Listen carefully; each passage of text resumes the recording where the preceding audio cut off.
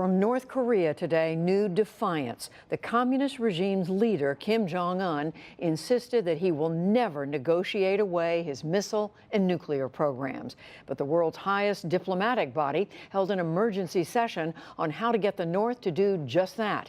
Correspondent Nick Schifrin begins our coverage. Thank you, Mr. President.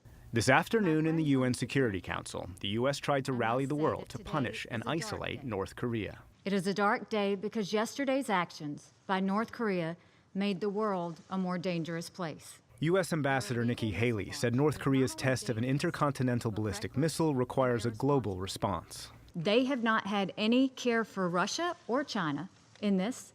They have not listened to anything that you've said. They're not going to listen to anything that you say.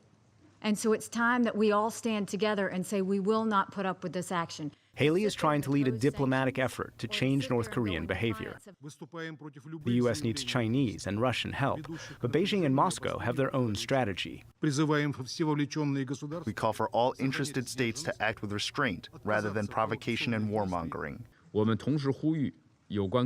We call on all the concerned parties to exercise restraint, avoid provocative actions and belligerent rhetoric, and demonstrate the will for unconditional dialogue.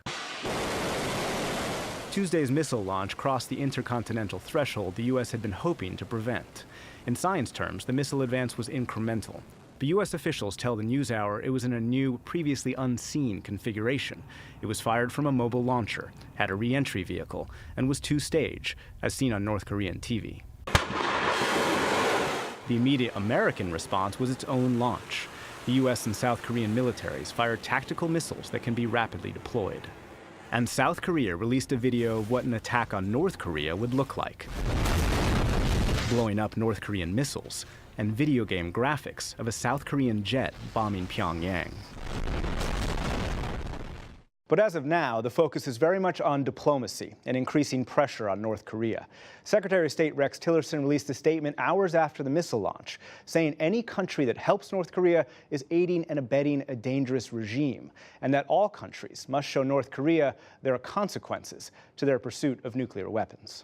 In a tweet this morning, President Trump expressed frustration that China hasn't done more, writing, "So much for China working with us, but we had to give it a try."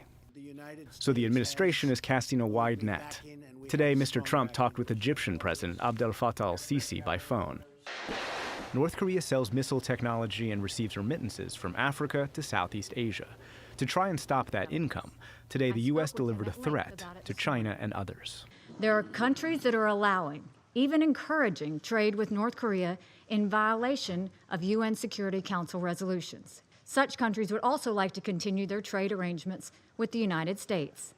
That's not going to happen.